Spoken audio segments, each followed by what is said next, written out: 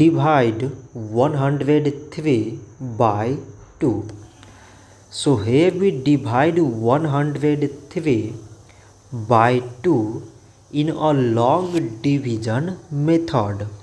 So 2 times 5 means 10. On subtracting we get 0. So now this 0 is less than 2. So we bring down the number beside this 3 and we remove this 0. So 2 times 1 means 2. On subtracting we get 1. So now again this number is less than 2 and there is no other number beside. So we put here decimal so that we take here 0. So 2 times 5 means 10.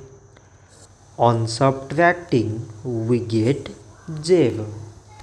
So 103 divided by 2 we got 51.5.